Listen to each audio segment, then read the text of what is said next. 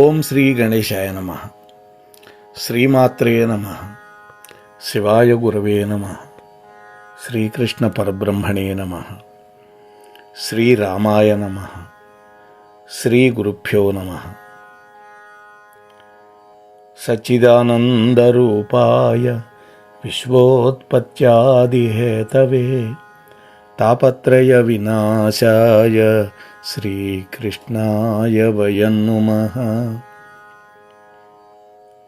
ప్రియ భగవద్బంధువులారా, Mohanavani channel ద్వారా పరమ పవిత్రమైనటువంటి ఈ మార్గశిర మాసంలో నా యొక్క ఉపన్యాసాల పరంపరలో భాగంగా ఈ రోజున మార్గశిర లక్ష్మీవార వ్రత వైభవాన్ని చెప్పుకుందాం.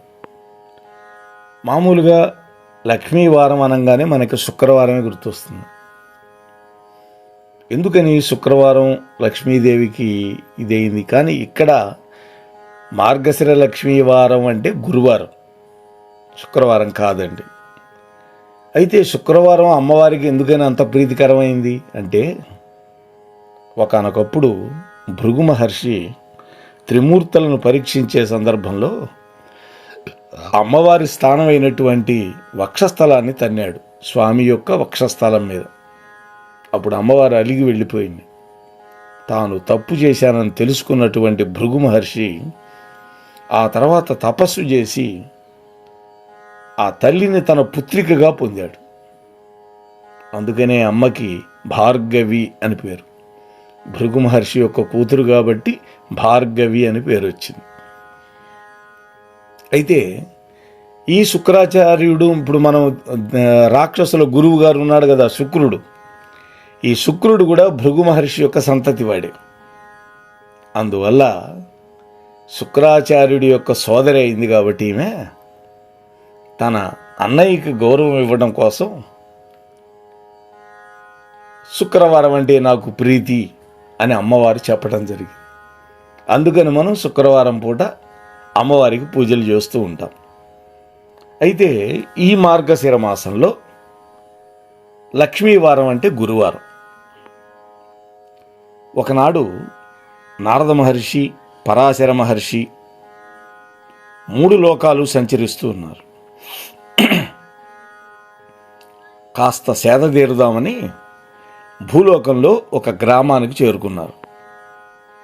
ఆ సమయంలో ఆ గ్రామంలో 4 వర్ణాల వాళ్ళు తమ యొక్క ఇళ్లని ఆవు పేడతో అలికి ముగ్గులు పెట్టి ఉంచారు. వీళ్ళు వెళ్ళేసరికి 4 వర్ణాలంటే ఇవాళలాగా కులాలు కాదండి. బ్రాహ్మణ, క్షత్రియ, వైశ్య, శూద్ర. పరమాత్మ సృష్టించింది 4 వర్ణాలు, కులాలు కావు. ఆ తర్వాత బ్రిటిష్ వాడు వచ్చి కుల వ్యవస్థ చేసి మనందరినీ కులాల వారీగా విడగొట్టేశాడు. ఇది సరే, వీళ్ళు వెళ్ళేసరికి ఆవు పేడతోటి చక్కగా ఇళ్ళు అలికి ముగ్గులు వేసున్నాయి. స్త్రీలందరూ కూడా తలంటు స్నానం చేసి కొత్త బట్టలు ధరించి ఉన్నారు. లక్ష్మీదేవి పూజ చేయటం కోసం ఈ 4 వర్ణాల వాళ్ళందరూ కలిసి ఒక చోట చేరుకున్నారు. ఆ రోజుల్లో వర్ణ వ్యవస్థ పట్ల వివక్ష లేదండి. లక్ష్మీదేవి యొక్క ప్రీతి కోసం అనేక కీర్తనలు గానం చేస్తూ ఉన్నారు.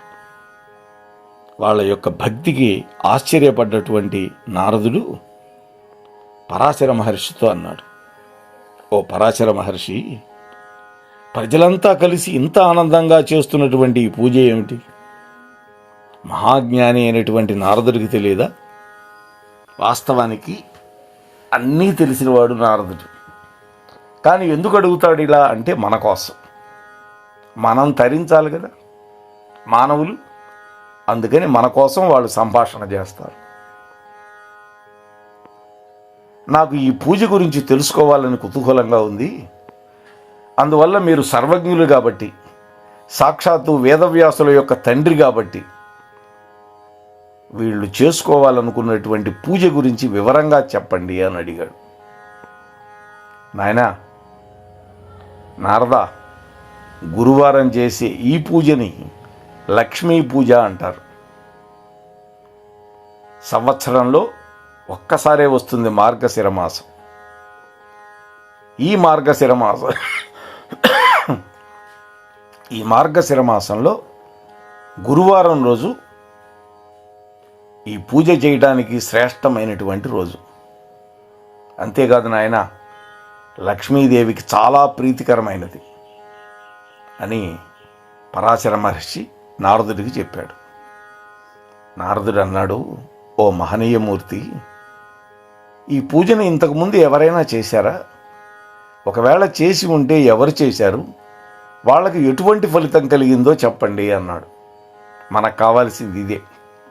ఎందుకంటే లౌకికమైనటువంటి ఫలితాలు ఆశిస్తూ ఉంటాం మనం. ఒక రకంగా గృహస్థుడికి తప్పేం కాదు అది. గృహస్థాశ్రమంలో ఉన్నవాడు ఎవడైనా ఫలితాన్ని ఆశించే చేస్తాం, ఏ వ్రతమైనా నోమైనా. అది తప్పు కాదు. గొంతెమ్మ కోరికలు కోరటం మాత్రమే తప్పు.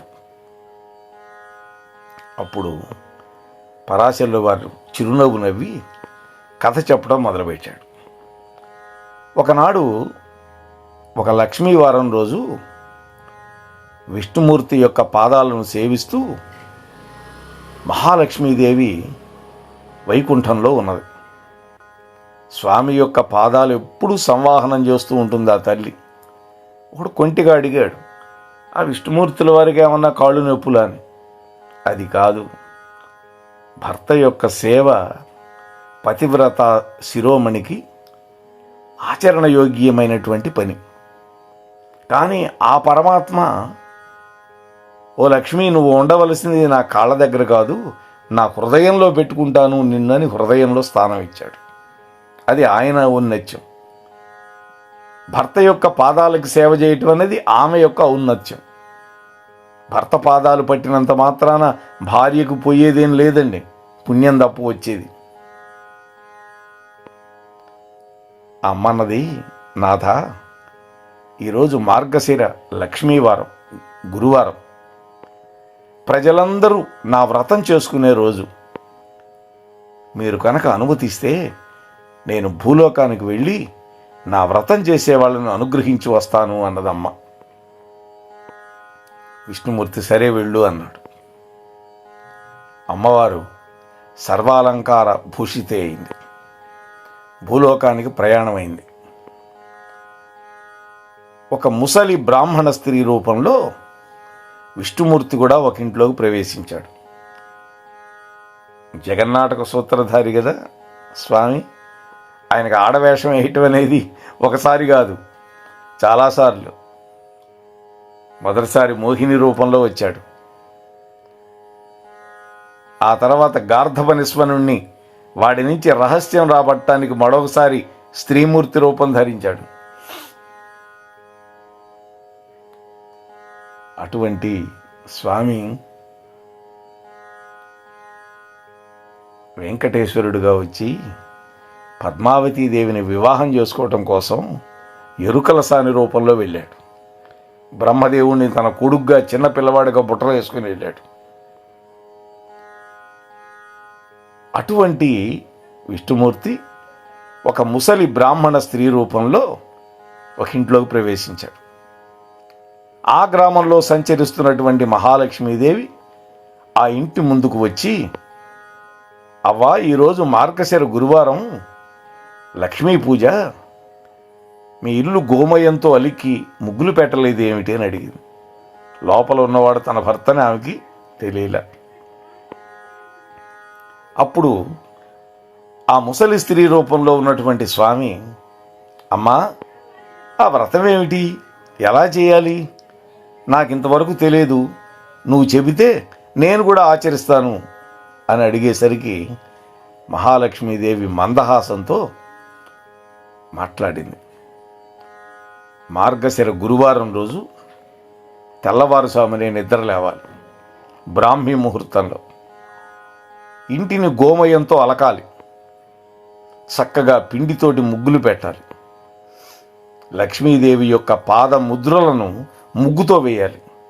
అంటే అమ్మ మన ఇంటికి నడిచి వచ్చినట్టు. కొత్త పాత్ర తీసుకురావాలి. కొత్త పాత్ర, గిన్నె. దాన్ని బాగా కడిగి ఎండబెట్టాలి. దాన్ని అనేక రకాలైన ముగ్గులతోటి బొమ్మలతోటి అందంగా తయారు చేయాలి.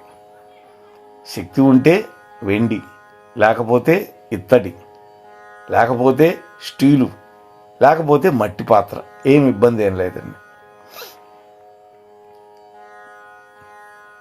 అలాగే ఒక పీటను తీసుకొని దాన్ని బాగా కడిగి దాని మీద ముగ్గులు పెట్టి దాని మీద కొత్త ధాన్యం పోయాలి, ఒక వస్త్రం పరిచి. దాని మీద మనం సిద్ధం చేసుకున్నటువంటి ఆ కొలత పాత్రను పెట్టాలి. పసుపు నీటితో కడిగినటువంటి వక్కలు ఉంచాలి అక్కడ. తెల్ల ధాన్యాన్ని ఈ నెలలో కొలుచుకోవాలి. మార్గశీర్ష మాసంలో తెలుపు ధాన్యం, సాధారణంగా తెలుపు రంగులో ఉండేది ఏమిటి? బియ్యం.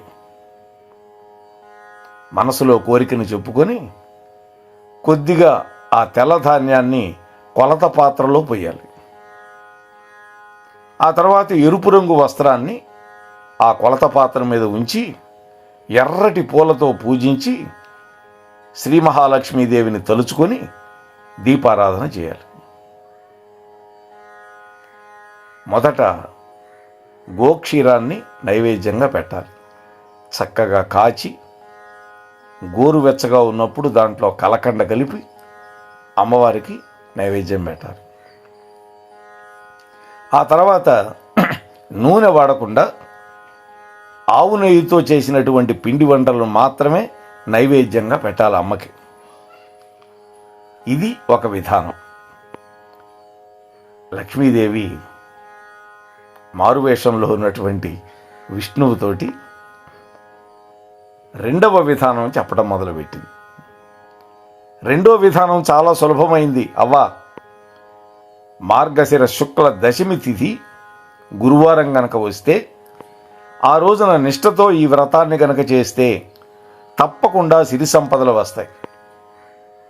ఈ వ్రత నైవేద్యం గనక పంచిపెట్టకపోతే లక్ష్మీదేవి కటాక్షం లభించదు. చాలామంది నివేదన చేసి వాళ్ళే మింగుతారు. భగవంతుడికి నివేదన చేసిన పదార్థం 10 మందికి పంచినప్పుడు ఆ భగవత్ కృప అందరికీ అందుతుంది. ఈ విషయం మర్చిపోకూడదు. మనం మనస్సును నిర్మలంగా ఉంచుకొని 10 మందిని పిలిచి ఈ వ్రతం చేసుకోవాలి. అలాగే ఇంటికి వచ్చినటువంటి ముత్తైదువులందరికీ పసుపు కుంకాలు పంచిపెట్టాలి. అలా గనక చేస్తే ఆ ఇంట్లో లక్ష్మీదేవి తాండవిస్తుంది. వాళ్ళకిక అన్నపానాలకు ఏనాడు లోటు ఉండదు. ఈ వ్రతం మాత్రమే కాదు, మరికొన్ని కూడా ఆచరించాలవ్వా. గురువారం ఉదయమే లేచి పొయ్యిలో బూడిద తీయకపోయినా, ఇల్లు వాకిలి తుడవకపోయినా ఆ ఇంట్లో లక్ష్మి నిలబడదు. అంటే ఆ రోజుల్లో పొయ్యిలు, ఆ పొయ్యిలో ఉండేటువంటి ఆ బూడిదంతా తీసేయాలి. అంటే ఉదయాన్నే లేచి ఆ బూడిదంతా తీసేసి సిద్ధం చేస్తారు మళ్ళీ పొయ్యి ముట్టించుకోవటానికి. అలాగే ఇల్లు వాకిలి చిమ్మకుండా, కళాబి జల్లకుండా, ముగ్గులు వేయకుండా గనక ఉంటే ఆ ఇంట్లో లక్ష్మీదేవి నిలబడదు. ఏ స్త్రీ అయితే గురువారం నాడు శుచిగా మడి వస్త్రాన్ని కట్టుకొని వంట చేసి భగవన్నామం చెబుతూ పూజ చేస్తుందో ఆ ఇంట్లో లక్ష్మీదేవి స్థిరంగా ఉంటుంది. ఇవన్నీ మనకు చెబుతోంది అమ్మవారు. ఏ స్త్రీ అయితే గురువారం రోజు పిల్లలను తిట్టిపోస్తుందో, కొడుతుందో, ఇల్లు వాకిలి చిమ్మకుండా అశుభ్రంగా పెట్టుకుంటుందో, అంట్లు తోమకుండా అదే విధంగా పడేస్తుందో ఆ ఇంట్లో ఒక్క క్షణం కూడా లక్ష్మీదేవి ఉండదు. అంటే శుభ్రత. ఏ స్త్రీ అయితే సాయంకాలం వేళ గడపకు 2 వైపులా దీపాలు ఉంచదో ఆ ఇంట్లో కూడా లక్ష్మీదేవి ఉండదు. అంతేకాదవ్వా, ఆ ఇంట్లో ధనానికి, సంతానానికి హాని కలుగుతుంది. అదేవిధంగా గురువారం వండనటువంటి పదార్థాలు, నిషిద్ధ పదార్థాలు తినే ఇంట్లో అశుభ్ర ప్రదేశాలలో తిరగడం, అత్తమామలను దూషించడం, అత్తమామలను సేవించకపోవడం గనక చేస్తే ఆ ఇంట్లో లక్ష్మీదేవి పాదం కూడా పెట్టదు. చూసారా? నిషిద్ధ పదార్థాలు తినకూడదు. అలాగే ఉడకనటువంటి పదార్థాలు కూడా తినకూడదు. శుచిగా వండుకొని తినాలి. నిషిద్ధ పదార్థాలు అంటే ఏంటి? ఉదాహరణకి వెల్లుల్లి, పెద్దుల్లి, మాంసాలు, ఇవన్నీ పర్వదినం రోజు తినకూడదు. అలాగే అత్తమామలను దూషించడం కానీ సేవించకపోవడం కానీ చేస్తే ఆ ఇంట్లో లక్ష్మీదేవి పాదం కూడా పెట్టదు. భోజనానికి ముందు తర్వాత కాళ్ళు, చేతులు, ముఖం కడుక్కోవాలి. అలా కడక్కుండా ఉంటే వాళ్ళ ఇంట్లో లక్ష్మీదేవి కనపడదు. ఇందులో ఆరోగ్యం కూడా ఉంది. ఇతరులతో మాట్లాడుతూ ప్రతి మాటకి ఏ స్త్రీ అయితే అకారణంగా, అసందర్భంగా, వెకిలిగా నవ్వుతుందో ఆ ఇంట్లో కూడా లక్ష్మీదేవి ఉండదు. ఏ స్త్రీ అయితే అందరి చేత అభిమానింపబడుతుందో, పొగడబడుతుందో, గౌరవింపబడుతుందో ఆ ఇంట్లో లక్ష్మి శాశ్వతంగా ఉంటుంది. ఏ స్త్రీ అయితే గురువారం దాన ధర్మాలు, పూజలు చెయ్యదో, భర్తతో నిరంతరము గొడవలు పడుతూ ఉంటుందో ఆ స్త్రీ పరమ పాపాత్మురాలుగా జీవిస్తుంది. గురువారం, అమావాస్య, సంక్రాంతి 12 సంక్రాంతులు వస్తాయి సంవత్సరానికి. ఎందుకని? ప్రతి నెలలో సూర్యుడు రాశి మారతాడు. నిషిద్ధమైన పదార్థాలు తినే స్త్రీ నరకానికి వెళ్ళిపోతుంది. అంటే ఇప్పుడు చెప్పినటువంటి పర్వదినాలు గురువారము, అమావాస్య, 12 సంక్రాంతులు, ఈ తిథులలో నిషేధిత పదార్థాలను తినకూడదు. అలా తింటే యమలోకానికే, అంటే నరకానికి పోతుంది. జ్ఞానంతో ఏ స్త్రీ అయితే పైన చెప్పబడ్డటువంటి 3 తిథుల్లో నిషిద్ధ పదార్థాలను తినకుండా ఒంటిపూట భోజనం చేస్తూ ఉంటుందో అదే నక్తము అంటారు. లక్ష్మీదేవిని సాయంకాలం పూజిస్తుందో ఆ స్త్రీ యొక్క ఇల్లు ధనధాన్యంతో, పుత్ర పౌత్రాదులతోటి కలకాలం వర్ధిల్లుతుంది. ప్రతి స్త్రీ కూడా తాను నిత్యం ఆచరించేటటువంటి పనులు ఆధారంగా చేసుకొని లక్ష్మీదేవి యొక్క అనుగ్రహానికి పాత్రురాలవుతుంది. అందుకనే ఇంటిని చూసి ఇల్లాలను చూడను.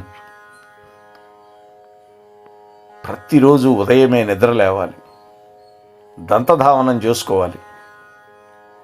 కొంతమంది స్త్రీలు చూస్తూ ఉంటాం పల్లెటూళ్ళలో, ఆ నోట్లో బ్రష్ పెట్టుకొని ఊరంతా తిరుగుతుంటారు. ఇవన్నీ తప్పు.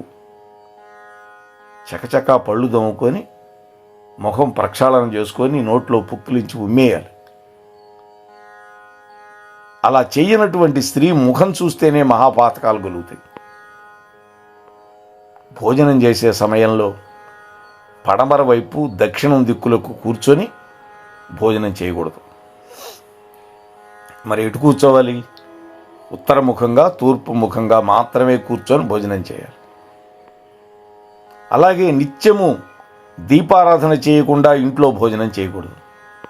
దీపం పెట్టాము అంటే కనీసం 5 ఉపచారాలైనా సరే భగవంతుడికి చేయాలి. నైవేద్యం పెట్టకుండా తినే తిండి అశుద్ధంతో సమానమని పెద్దలు చెప్పారు. కనీసం ఒక పండైనా, కలకండ ముక్కలైనా సరే స్వామికి నివేదన చేయాలి. స్వామిని పస్తు పెట్టి మనం భోజనం చేయకూడదు. చీకటి పడ్డ తర్వాత తలకి నూనె రాసుకోకూడదు. కట్టి విడిచినటువంటి బట్టలు, మురికిగా ఉన్నటువంటి బట్టలని ఎక్కడ పడితే అక్కడ పడేయకూడదు. ఇది పెద్ద దరిద్రహేతు. భర్త యొక్క అనుమతి తీసుకోకుండా ఇతరుల ఇళ్లకు వెళ్ళి స్వేచ్ఛా విహారం చేసేటటువంటి స్త్రీ, భర్త మాట విననటువంటి స్త్రీ, దైవం పట్ల, బ్రాహ్మణుల యందు భక్తి విశ్వాసాలు లేనటువంటి పూజలు చేయనటువంటి స్త్రీలు ఉన్న ఇళ్ళు శ్మశాన సదృశ్యాలు అంటున్నదమ్మ. అందువల్ల అక్కడికి లక్ష్మీదేవి ఏనాడు వెళ్ళదు. నిత్య దరిద్రం ఆ ఇంట్లో తాండవిస్తూ ఉంటుంది అని లక్ష్మీదేవి ఆ ముసలి బ్రాహ్మణ స్త్రీకి వివరించి ఆ గ్రామంలో ప్రతి ఇంటిని చూసి రావడానికి బయలుదేరిందమ్మ.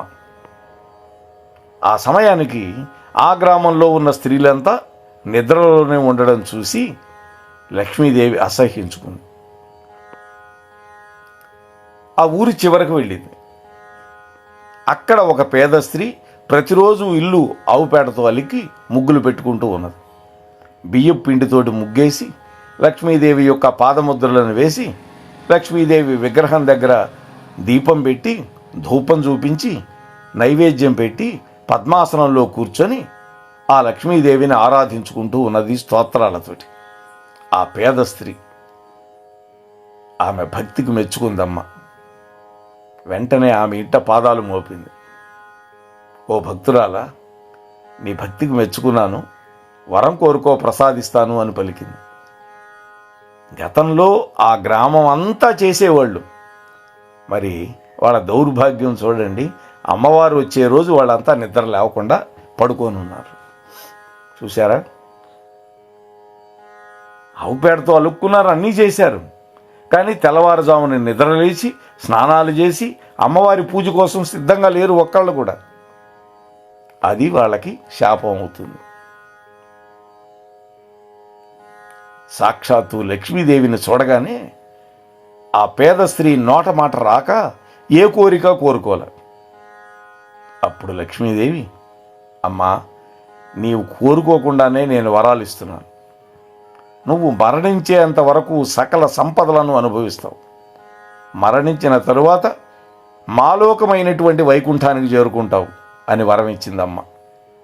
నా వ్రతాన్ని విడిచిపెట్టకుండా చెయ్యి, విష్ణుమూర్తి యొక్క అనుగ్రహం కూడా నీకు కలుగుతుంది అని అమ్మవారు చెప్పింది. మహాలక్ష్మీదేవి చెప్పిన విధంగానే ఆ స్త్రీ లక్ష్మీదేవిని నిత్యం పూజించి సకల సంపదలు భోగభాగ్యాలు 5 కుమారులతోటి ఆ స్త్రీ జీవితం పరమానందకరంగా గడిపింది అని పరాశర మహర్షి నారద మహర్షికి చెప్పాడు, మనకి చెప్పడం కోసం. అంతేకాదు, సాక్షాత్తు శ్రీ మహాలక్ష్మి చేతనే స్వయంగా చెప్పబడినటువంటి ఈ వ్రతం చాలా విశిష్టమైనది. ఈ కథను నిత్యం చదవడం వల్ల సమస్త శుభాలు కలుగుతాయి. మరి సహజంగా 4 వారాలు వస్తాయి, గురువారాలు. ఇది మార్గశిరంలో 1వ గురువారం పులగం, 2వ గురువారం అట్లు, 3వ గురువారం అప్పాలు పరమాన్నం, 4వ గురువారం చిత్రాన్నము, అలాగే గారెలు. యథాశక్తి అమ్మవారికి పెట్టాలి నివేదనం. అది మనతో పాటు మన చుట్టూ ఉండే వాళ్ళకు కూడా పంచాలి. అప్పుడు అమ్మవారి యొక్క అనుగ్రహం మనతో పాటు అందరికీ కలిగించిన భాగ్యం మనకు కలుగుతుంది అని మీతో మనవి చేసుకుంటూ, స్వస్తి సర్వేషాం. మోహనవాణి తెలుగు పోడ్కాస్ట్ వింటున్న శ్రోతలందరికీ హృదయపూర్వక ధన్యవాదాలు. వినండి, వినిపించండి, వింటూనే ఉండండి. మోహనవాణి తెలుగు పోడ్కాస్ట్ మీరు వింటున్నారు. మోహనవాణి. మన మోహనవాణి కార్యక్రమాలు మీకు నచ్చినట్లయితే వెంటనే ఒక లైక్ చేయండి, అలాగే కామెంట్ చేయండి, ఎక్కువ మందికి షేర్ చేయండి. సబ్స్క్రైబ్ చేసుకోకపోతే వెంటనే మన ఛానల్కి ఇప్పుడే సబ్స్క్రైబ్ చేసుకోండి. ధన్యవాదాలు.